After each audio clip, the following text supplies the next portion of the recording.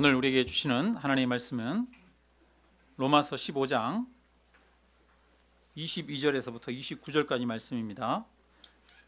신약성경 261페이지에 있습니다. 우리 함께 같이 읽습니다.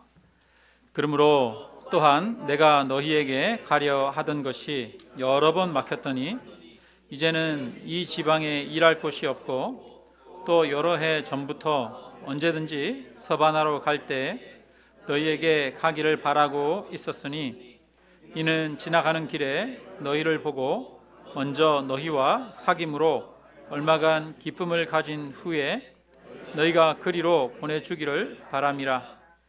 그러나 이제는 내가 성도를 섬기는 일로 예루살렘에 가노니 이는 마게도냐와 아가야 사람들이 예루살렘 성도 중 가난한 자들을 위하여 기쁘게 얼마를 연보하였음이라. 저희가 기뻐서 하였거니와 또한 저희는 그들에게 빚진 자니 만일 이방인들이 그들의 영적인 것을 나누어 가졌으면 육적인 것으로 그들을 섬기는 것이 마땅하니라. 그러므로 내가 이 일을 마치고 이 열매를 그들에게 확증한 후에 너희에게 들렀다가 서바나로 가리라. 내가 너희에게 나아갈 때 그리스도의 충만한 복을 가지고 갈 줄을 아노라. 아멘. 네, 할렐루야. 네, 옆 분들이랑 우리 인사 나누겠습니다. 네, 얼굴 보니 반갑습니다. 이렇게 한번. 네, 네, 네. 혹시 여러분 다음 주 27일 날 기독교인들이 서울에 모여가지고 오후에 2시인가 연합 예배 한다는 얘기 들으신 분들 계십니까? 네, 인터넷이나 아니면 유튜브나 이런데 그런 얘기들이 많이 올라오고 있습니다.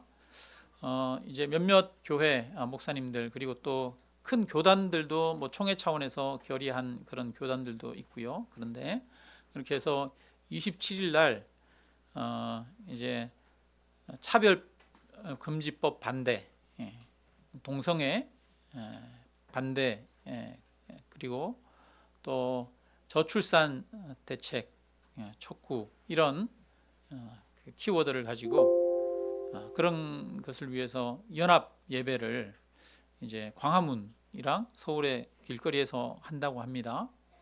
그래서 기독교인들이 200만 명 이상 모이자 이제 이런 얘기를 합니다. 그렇게 해서 많은 사람들이 모여서 좀 세를 보여주자. 그래서 정치인들도 좀 긴장을 해서 차별금지법 찬성하면 안 되겠구나, 표 떨어지겠구나 이런 생각을 하도록 그렇게 좀 어느 정도 규모를 많은 사람들을 동원해 가지고 그렇게 해서 200만 명 이상 모여서 기독교인들이 예배를 드리자 이렇게 그렇게 지금 하고 있습니다. 그러면서 또 거기에 참여하는 사람들은 참여 안 하는 사람들에 대해서 안 하는 교회에 대해서 막 비난하고 또 참여 거기 안 하는 분들 중에는 이것은 정치 집회다, 교회가 이런 정치 집회를 하느냐, 그리고 의제가 한편으로는 세계와 열방을 위한 그런 것이 아니라 너무 지역적인 것들 이런 것들이 아니냐, 우리가 의제로 삼아야 할 것 세계의 이 평화를 위해서 우리가 촉구하고 또 기후 위기에 대응할 것을 촉구하고 더 큰 어떤 의제들이 있는데 너무 지역적인 이런 것들 아니냐 이런 얘기들도 있고 그래서 서로가 막 비난하고 그렇게 하고 있어요. 그래서 저도 이제 어떻게 하는 게 좋을까, 우리 교회는 어떻게 해야 되나 혼자 좀 고민하면서 또 주변의 목사님들하고도 얘기도 좀 나눠보고 그랬습니다. 그런데 저희는 교회에서 공식적으로는 이제 그날 우리 성경 공부도 있고 이미 예전부터 정해진 일정들이 있습니다. 그래서 교회에서 공식적으로는 참여하지 않도록 하겠습니다. 혹시 성도님들 중에 개별적으로 참여하기 원하시는 분들은 참여하셔도 무방할 것 같습니다. 네, 우리 오늘 말씀으로 들어가서요. 네, 이제 지난주에 우리가 바울에 대한 이야기, 선교에 대한 복음에 대한 바울의 관점을 얘기를 나눴는데요. 바울은 자기가 복음의 일꾼으로 부름받았다. 그래서 복음의 제사장이다 이렇게 말합니다. 자기의 사명은 복음을 전하는 것이라는 거죠. 선교사로서의 자기 사명감을 가지고 있습니다. 그래서 이방인들에게 복음을 전해서 그 이방인들을 하나님께로 돌아오게 하는 것이 바로 그 이방인들을 하나님께 제물로 바치는 것이고, 자기는 그렇게 하나님 앞에 제사장의 역할을 하는 것이다, 그런 이야기를 하고 있습니다. 그래서 저와 여러분이 다 하나님 앞에 복음의 제사장으로 부름받았습니다. 우리는 복음을 전해야 합니다. 이제 오늘 본문에서는 바울이 이런 복음에 대한 열정을 가지고 있다는 것, 그걸 우리가 잘 가지고 생각하면서 오늘 본문을 볼 필요가 있겠습니다. 바울이 복음에 대한 열정, 바울의 복음에 대한 그런 노력, 이것은 타의 추종을 불허할 정도로 아주 뛰어나고 뿐 아니라 열심이었죠. 바울이 안디옥 교회에서 이 성령의 인도하심을 받아서 바울과 바나바, 여러 지도자들이 있는데 그 지도자들 중에 바울과 바나바 두 사람을 하나님이 따로 세우도록 그렇게 명령하셨습니다. 그래서 세계 선교를 위해서 나아가도록 하셨습니다. 바울은 아시아라 그러면 지금 터키 지역 쪽이죠. 그다음 마게도냐, 지금 그리스 지역 이쪽으로 다니면서 교회들을 세웠습니다. 그 당시에는 복음이 전혀 전해져 있지 않던 그런 시대예요. 그러니까 전혀 예수님에 대해서 듣도 보도 못한 사람들에게 가서 예수님을 전하고 교회를 세웠습니다. 사람이 한 군데 가가지고 그렇게 교회를 세우는 것도 힘든데 바울은 엄청난 그런 많은 능력을 나타냈습니다. 그래서 많은 교회들을 세웠지요. 에베소, 빌립보, 고린도, 데살로니가, 갈라디아, 그 외에도 여러 지역들의 교회를 세웠습니다. 바울은 기존의 복음이 전해진 곳은 될 수 있으면 안 가려고 했어요. 이미 교회가 세워져 있거나 이미 누군가가 복음을 전했다 그러면 거기 안 가고 복음이 전혀 전해지지 않은 그런 도시로만 다니려고 했습니다. 왜냐하면 아직 복음이 전해지지 않은 도시들이 너무 많아요.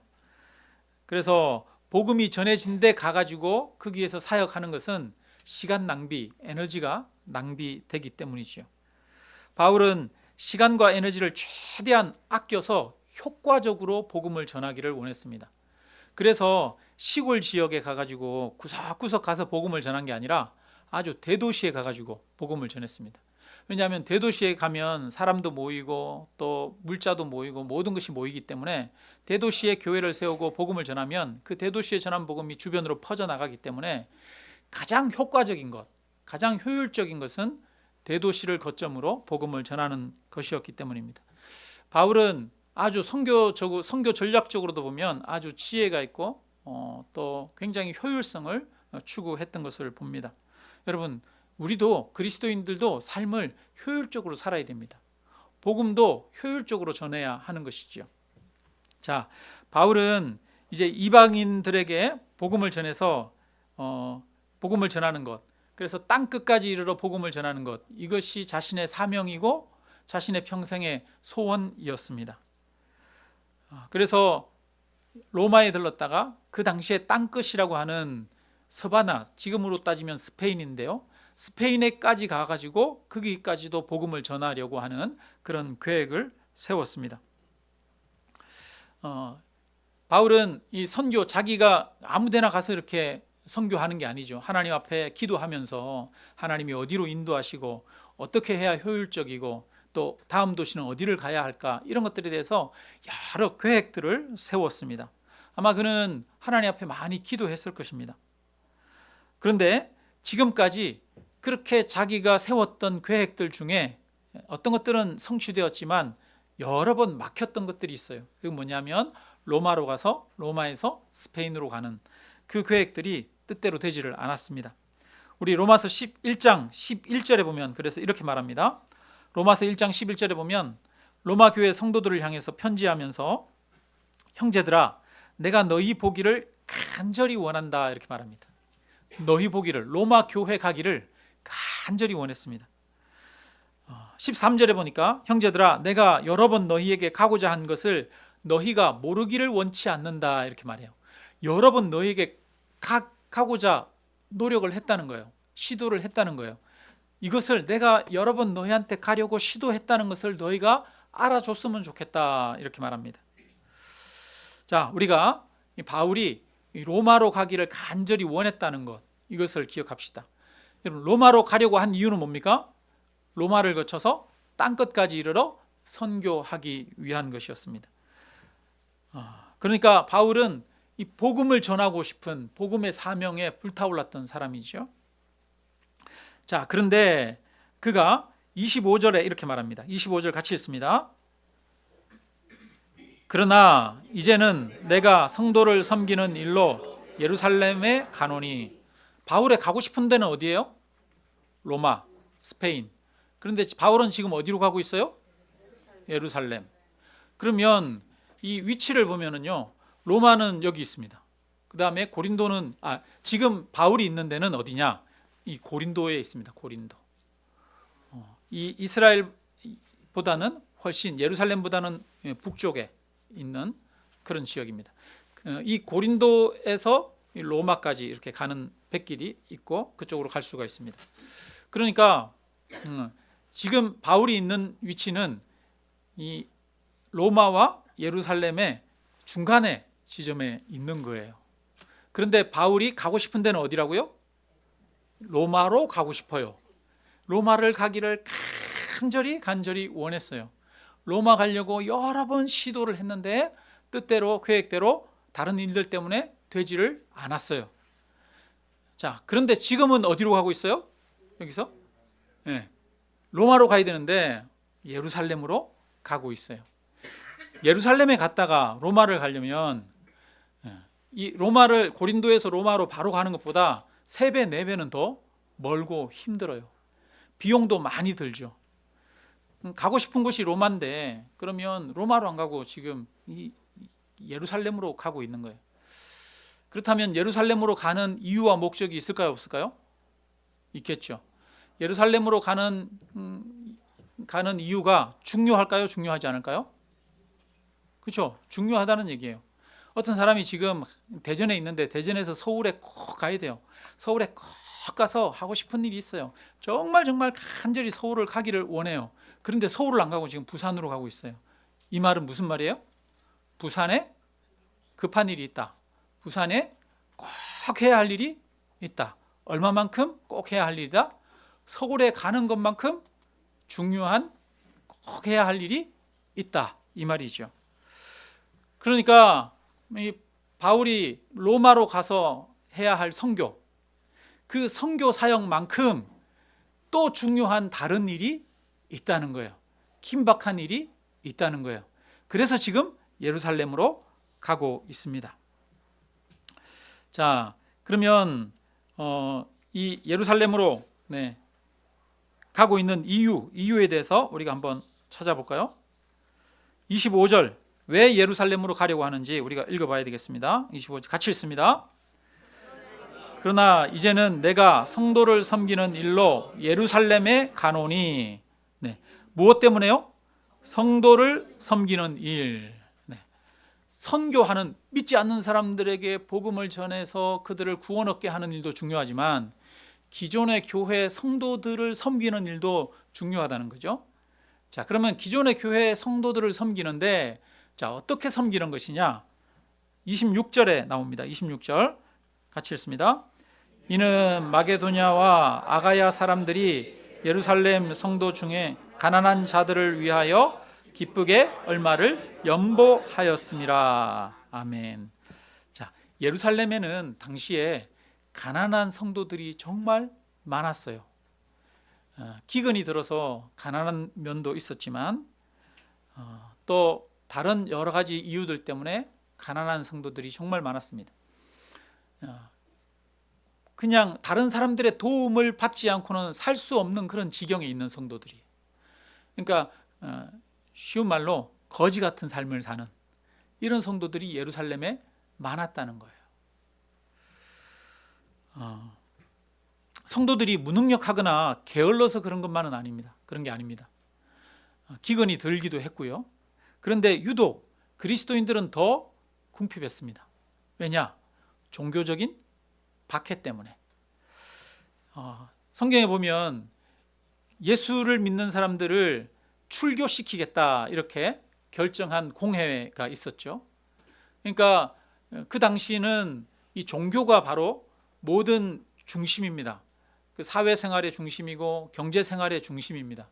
그래서 유대인들은 다 유대교를 믿고 있었지 않습니까?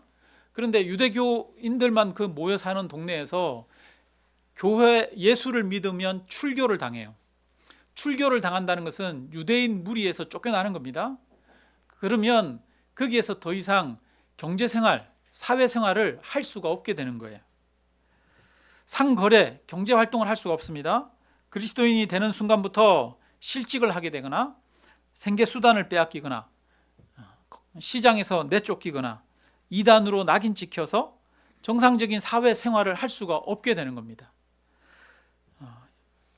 그래서 예루살렘에 있는 그리스도인들은 이런 박해 때문에라도 궁핍함을 겪을 수밖에 없었어요. 나중에 보면 예루살렘에 있던 많은 성도들이 더 이상 거기에서는 박해 때문에 살 수가 없어가지고 주변으로 막 흩어져서 가거든요. 그렇게 해서 생긴 교회가 안디옥 교회잖아요. 그런데 많은 사람들은 예루살렘에 더 이상 살 수 없어서 흩어져서 떠난 사람들도 있지만 예루살렘 교회가 굉장히 중요한 상징성이 있거든요.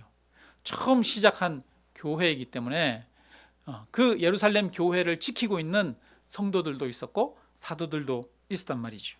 그들은 박해 가운데에서도 궁핍함을 견디고 참으면서 예수 그리스도를 믿고 또 모든 열방 교회 중심 교회로서 그렇게 든든히 서 있었던 것입니다. 바울은 그들의 궁핍함을 너무나 잘 알고 있었어요. 왜냐? 바울이 예전에 교회를 박해하던 사람이었으니까요.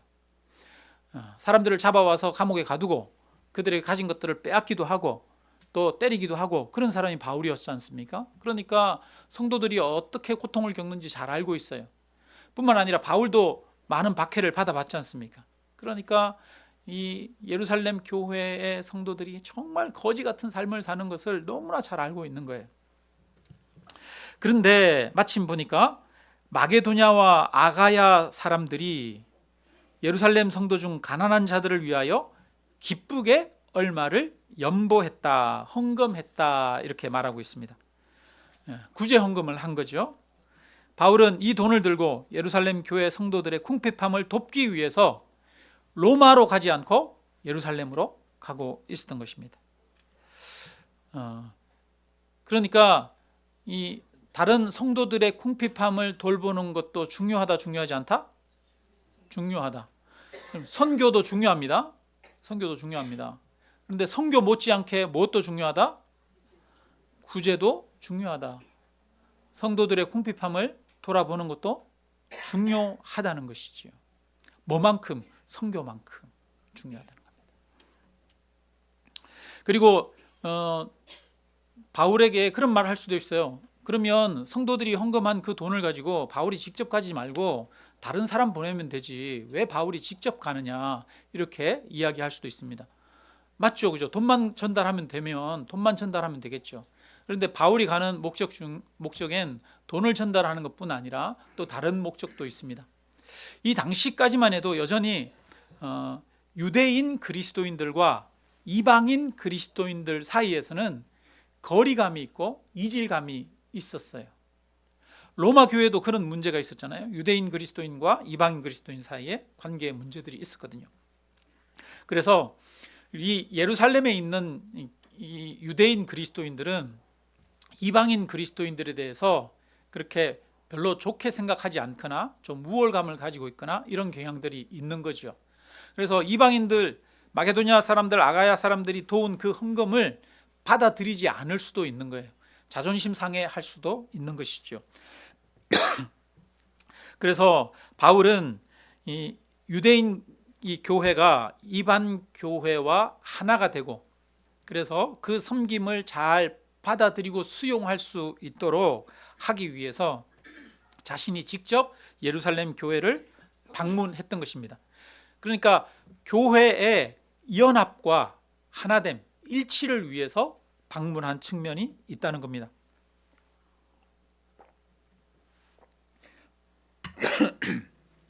자, 그러면 무엇이 중요하다고요? 선교만큼 중요한 게 뭐가 중요하다고요?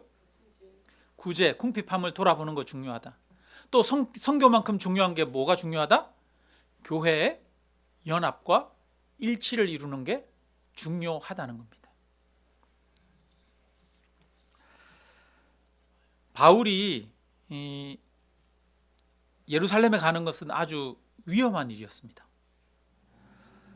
그 당시에 바울은 율법으로 구원을 얻는 것이 아니라 예수 그리스도를 믿음으로 구원 얻고 율법은 더 이상 우리 구원에 아무 영향을 끼칠 수 없다 이렇게 전했기 때문에 유대인들이 바울을 굉장히 싫어했어요. 유대인들이 바울이 가는 곳마다 쫓아오면서 바울을 죽이려고 했습니다. 그래서 예루살렘에도 이 소문이 나 있는 거예요. 야, 바울이라고 하는 사람들이 우리 유대교를 심하게 회방하고 있다더라. 그놈은 죽일 놈이다. 어떤 놈인지 모르겠지만 본 적이 없으니까 어떤 놈인지 모르겠지만 바울이라는 놈 정말 죽어야 될 놈이다. 이렇게 생각하는 사람들이 예루살렘에 가득했습니다. 그러니까 바울이 예루살렘에 가는 것은 너무나 위험한 일이에요. 그러니까 주변의 사람들이 바울이 예루살렘에 간다고 그럴 때마다 가지 말라고, 가면 큰일 날 수 있다고 말립니다. 심지어는 기도하는 사람 중에 성령의 충만함을 받아서 성령으로 예언을 합니다. 바울 당신이 가게 되면, 예루살렘에 가게 되면 결박당하고 큰 환난을 겪을 것이라고 경고합니다. 그런데도 바울이 내가 내 목숨도 조금도 아깝지 않다라고 말하면서 예루살렘을 가는 거예요. 그러니까 바울에게는 예루살렘에 가는 일이 무엇보다도 더 중요하다? 자기 목숨을 걸 만큼 중요하다는 거예요. 뭐가? 성도들을 구제하고 교회의 연합과 일치를 이루는 일이 내 목숨보다 중요하다. 내 선교 사명만큼 중요하다. 그런 말인 것이죠. 여러분, 교회 궁핍한 형제를 돌아보는 것은 아주 귀한 일입니다. 그리고 교회가 꼭 해야 하는 일입니다. 마게도냐 교회가 예루살렘 교회를 도왔던 것처럼 교회가 교회를 돕는 일, 교회와 교회가 연합하고 일치를 이루는 일, 교회 안에 일치를 이루는 일뿐 아니라 교회들이 연합하여 일치를 이루는 일 또한 선교만큼 중요한 일입니다. 옛날에 우리나라에 IMF가 있었죠. 그때 경제적으로 힘들어지면서 교회들도 경제적으로 많이 힘들었습니다. 그때 IMF 때 건축했던 교회들 중에 부도 나가지고 교회가 넘어가고 막 이런 것도 굉장히 많았었어요. 그러니까 교회가 너무 많이 힘들어졌던 거죠. 그때 교회들이 지출을 줄여야 되잖아요. 그때 제일 먼저 줄인 게 선교비, 구제비 이런 것부터 제일 먼저 줄였어요. 우리가 그렇잖아요. 보통 힘들면 제일 먼저 다른 사람들 돕는 것, 여유 있어서 하는 것들 이런 것들을 줄이잖아요. 그죠? 꼭 해야 하는 것들 이것들만 남겨놓지 않습니까? 그러니까 사람들에게 다른 사람들을 돕는 것은 내게 남은 것, 내게 여유 있는 것으로 다른 사람들을 돕는 거죠. 여러분, 우리도 마찬가지지 않습니까? 내게 조금 여유가 있어야 돕지. 나한테 좀 여유가 있으면 내가 반드시 선한 일을 위해서 내가 재정을 쓰리라 이런 생각 가지고 있지 않습니까? 우리 성도님들 다 마음에 선한 의도를 가지고 있잖아요.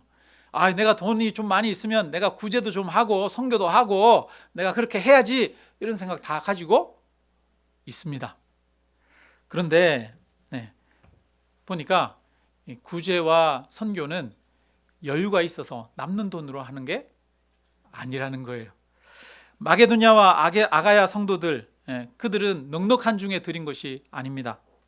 고린도 후서 8장에 보면은요, 이 아가야 교회 성도들이 어떻게 헌신했는지 이야기하는데요.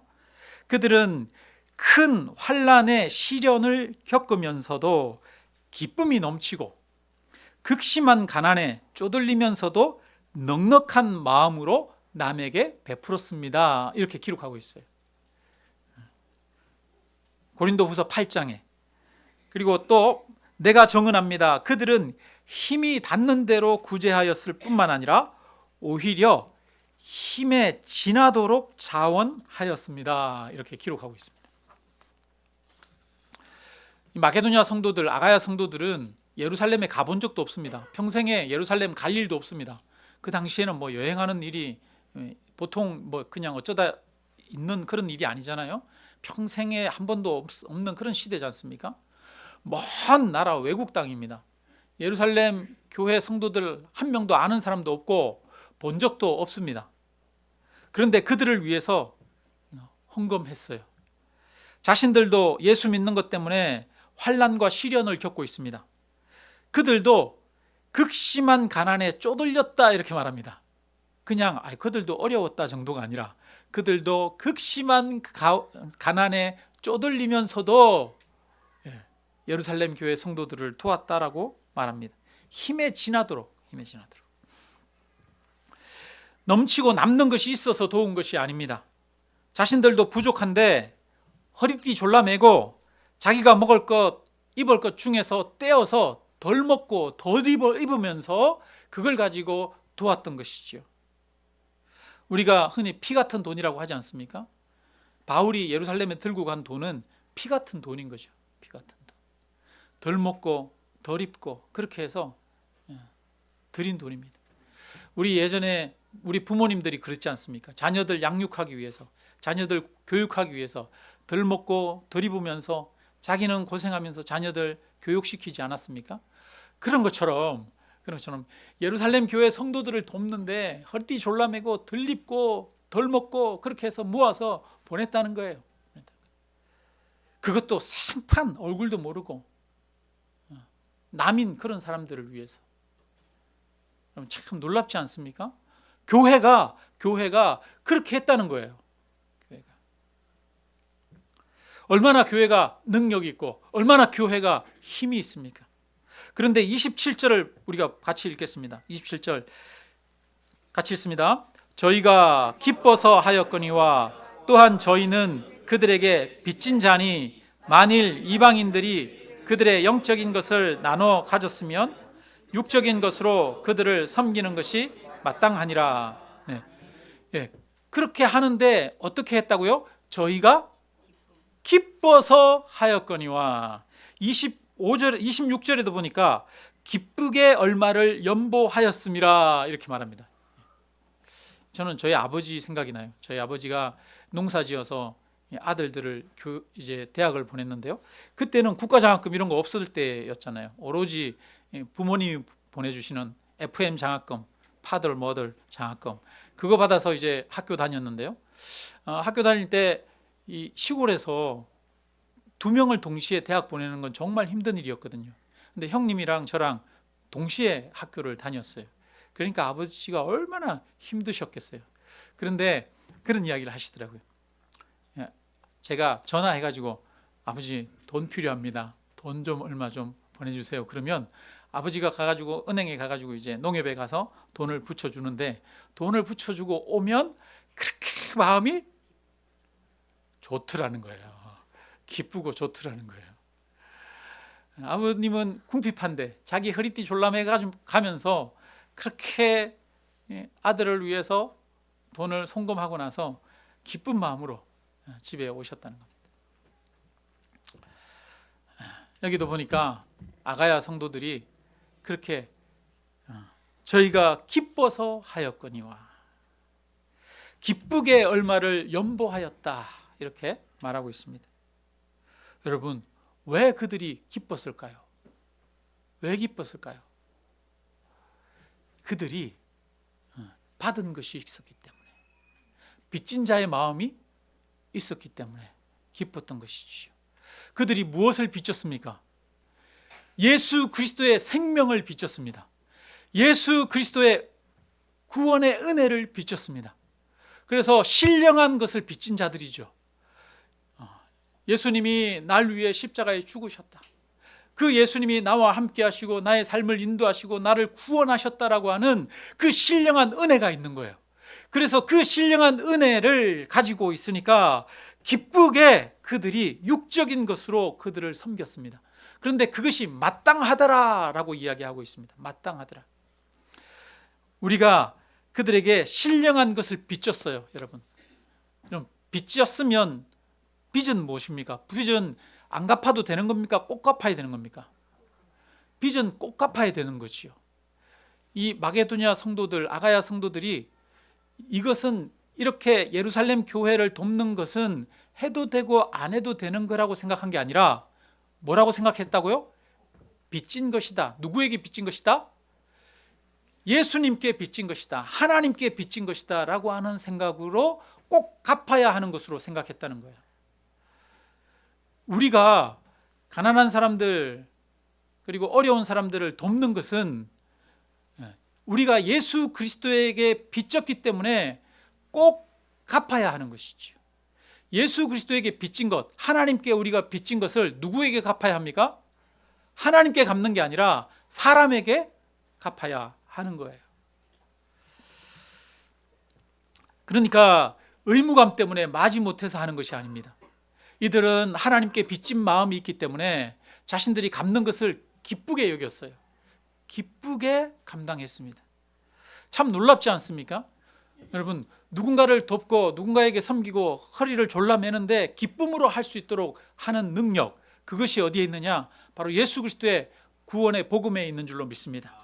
하나님이 나를 사랑하시고 하나님이 나와 함께 하시고 나의 인생을 인도하시고 나에게 은혜 내려주시고 나에게 모든 일용할 것들을 하나님이 공급해 주시고, 그래서 나는 하나님으로부터 빚진 자라고 하는 그 마음을 가진 자들은 타인을 돕는 일도 기쁘게 감당할 수 있게 되어지는 것입니다. 이것이 복음의 능력인 것이죠. 그래서 우리가 타인을 향해서, 가난한 자들을 향해서 나의 지갑, 나의 물질을 어떻게 사용하는지를 보면 그 사람 안에 얼마나 넉넉한 마음이 있는지, 그 사람 마음에 얼마나 하나님의 은혜가 있는지를 알 수가 있습니다. 많은 사람들을 섬기고 돕는데 자신의 시간과 에너지와 물질을 사용하는 사람은 그 안에 그만큼 은혜가 있다는 거예요. 은혜가. 바라기는 우리 항남 아름다운 교회 성도님들 안에 하나님이 부어주시는 풍성한 은혜가 있기를 주님의 이름으로 축원합니다.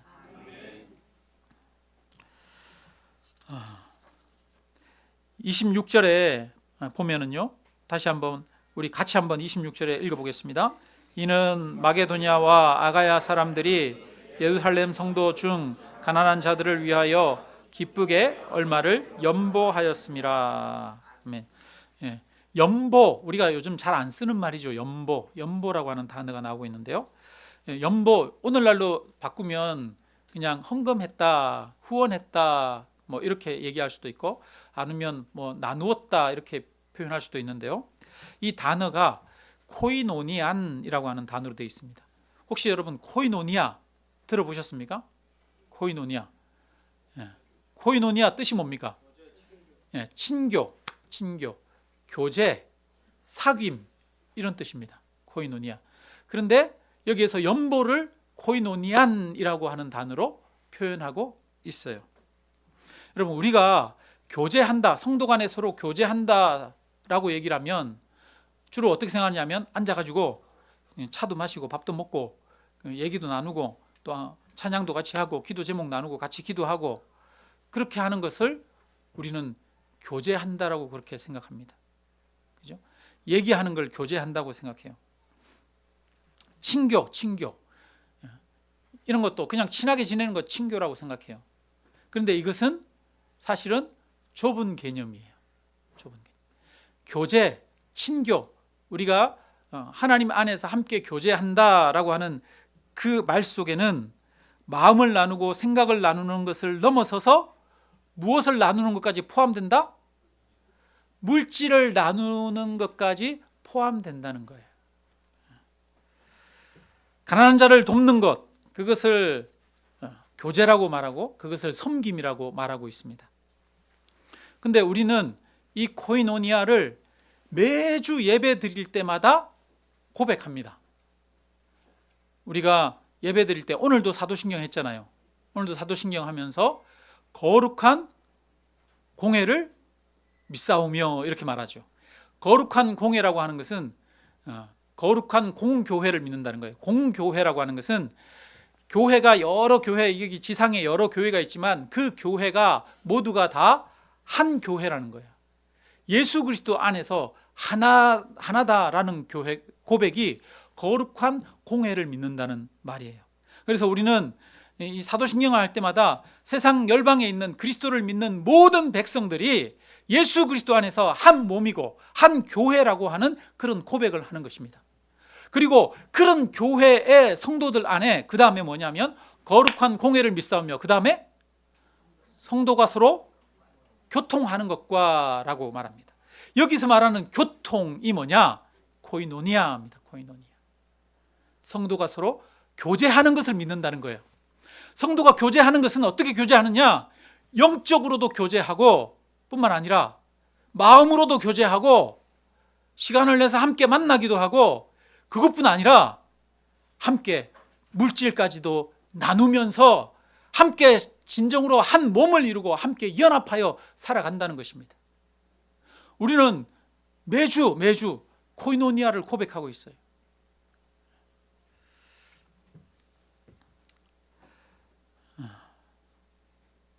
우리는 모두 예수 그리스도 안에서 한 몸이고 한 형제입니다. 그래서 이것이 실질적으로 한 몸이 되고 또 한 형제가 되기 위해서 연합을 이루기 위해서 애를 쓰고 노력을 해야 된다는 거예요. 바울이 지금 자기 생명이 위험한데 그 생명의 위험을 무릅쓰고 예루살렘 교회에 가는 것을 감당하고 있습니다. 왜요? 그 성도들을 돕고 예루살렘 교회와 이방인 교회가 함께 연합하여 하나 되는 것이 열방까지 이르러 복음을 전하는 것만큼 중요했기 때문에. 여러분, 성도들이 함께 연합하는 것이 선교만큼 중요합니다. 여러분, 우리가 지상명령이라고 하지 않습니까? 선교는 지상명령이라고 말합니다. 예수 그리스도께서 우리에게 주신 마지막 명령이라고 말합니다.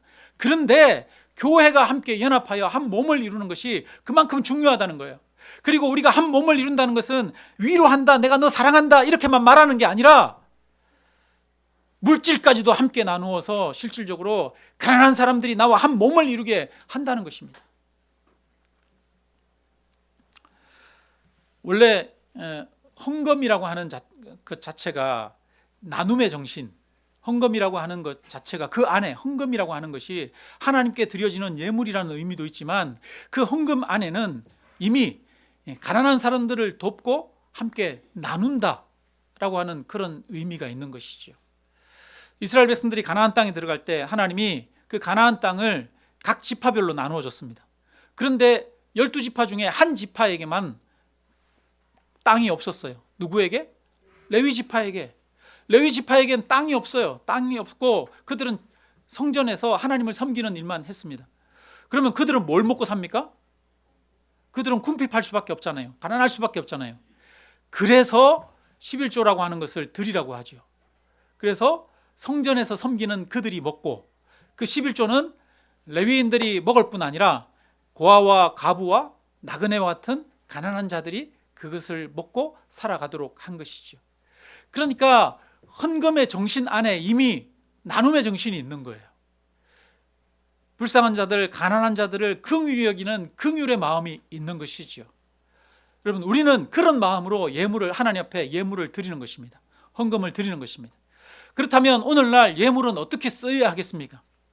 오늘날 예물은 교회의 유지를 위해서도 쓰여져야 하지만 교회의 유지뿐 아니라 가난한 자들을 돕고 섬기는 데 사용되어져야 합니다. 가난한 자들을 돕는 것은 우리가 넉넉해서 남아서 돕는 것이 아니라 허리띠를 졸라매서 돕는 거라는 거예요. 그렇게 해서 실질적인 연합과 하나됨을 이루어야 한다는 것입니다. 한국의 대형 교회가 수백억의 재산을 쌓아놓고 있다는 비자금을 조성했다고 해가지고 그것이 뉴스에 나오기도 하고 그래서 검찰의 수사를 받기도 하고 비자금이라고 해서 그래서 나중에는 무혐의가 나고 그건 교회 재산이다 이렇게 무혐의가 나기도 했습니다. 아니 교회가 800억이나 재산을 쌓아놓을 이유가 뭐가 있습니까? 그렇게 대형 교회면 정말 작은 교회, 가난한 교회, 힘든 목회자들, 가정들을 도울 수 있지 않습니까? 그 교회 안에 있는 성도들, 가난하고 힘든 성도님들 도와야 되는 것 아닙니까? 왜 쌓아놓습니까? 왜? 저는 향남 아름다운 교회 안에서뿐 아니라 향남 아름다운 교회를 넘어 다른 교회와도 풍성한 사랑 가운데 물질의 나눔 또한 일어나기를 기대합니다. 교회와 연합하고 서로가 일치를 이루는 일은 아주 중요합니다. 그것을 위해 섬기고 나누는 일도 아주 중요합니다. 그런데요, 우리가 이렇게 설교하면 아멘 하지만 실제로 교회가 그런 일들을 많이 하면 성도들이 좋아할까요? 싫어할까요? 싫어합니다. 우리 교회 재정 쌓은 거 여러 어디 뭐 다른 어떤 교회에다 자꾸 퍼주려고 그러고 나누려고 그러고 그러면 실제로 좋아하지 않는 경우가 있어요. 아니, 우리도 지금 아직 부족한데, 우리도 아직 뭐가 준비가 안 됐는데, 왜 자꾸 그렇게 지금 엉뚱한 데다 그렇게 하려고 하느냐, 이런 생각이 들 수도 있죠. 인간은 원래 자기 중심적이잖아요. 인간은 원래 욕심이 있잖아요. 여러분, 저와 여러분 욕심 없습니까? 욕심 있잖아요. 그죠? 욕심 있잖아요. 축적하고 싶고 쌓고 싶은 것이 인간의 욕망 아닙니까? 근데 축적하고 쌓고 싶은 마음은 젊을 때가 더 심한 게 아니라 나이 들어도 더 심한 것 같아요. 참, 인간은 희한하게 나이 들면 자꾸 뱃살이 나와요. 우리의 몸도 보니까요, 우리의 몸도 나이가 들면 자꾸 쌓으려고 해요. 젊을 때는 많이 쓰는데, 그래서 기초대사량이 높은데 나이가 들면 기초대사량이 줄어듭니다. 그러면서 자꾸 쌓습니다. 몸도 쌓는 게 익숙해집니다. 우리의 마음도 그런 것 같아요. 욕심이 잉태한 즉 죄를 낳고 죄가 장성한 즉 사망을 낳느니라 라고 말하는데, 우리 마음에는 이 욕심이 사라지질 않아요. 사라지질 않아요. 남들을 돕는다고 하는데도요, 교묘하게 욕심이 그 안에 있습니다. 그래서 그것이 시기와 질투로 나타나기도 하고 그렇습니다. 우리가 예전에 어떤 다른 교회를 이렇게 후원하고 도왔는데, 다른 교회를 열심히 후원하고 돕는데, 그 교회가 이제 성장해서 이제 또 자립도 하고 또 잘하고 있다고 하면서 그 목사님이 아주 감사하다고 그렇게 저한테 얘기를 하더라고요. 근데 그것이 저한테 아주 기쁘고 좋았을까요? 꼭 완전히 100% 기쁘기만 한 것은 아니었을까요? 이상하더라고, 마음이. 마음이 이상해요, 정말. 내가 정말 그 사람이 그기가 힘들다고 해서 도와줬는데 나중에 그 사람이 예를 들어서 나보다 잘 된다 그러면은요, 괜히 이상하게 사람은 시기심이 들어요. 그게 인간이에요. 그게 인간이. 우리가 사실은 돕는다고 할 때 돕는 것조차 사실은 순수하지 못할 때가 많이 있죠. 돕는 것을 통해서 자기를 과시하거나 또 자기가 괜찮은 사람이라고 스스로 자기 자부심을 느끼거나 그런 목적으로 돕는 경우도 있죠.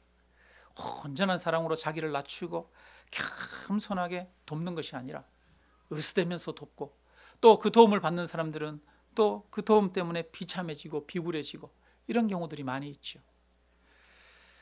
그런데 그리스도인 안에서 도움은 그런 도움이 아니라 정말 내가 도와주면서도 내가 으스대거나 나를 나타내는 것이 아니라 정말 겸손하게 도울 수 있도록, 섬길 수 있도록 내가 은혜 주신 것만으로도 감사하는 마음으로 돕는 것이요.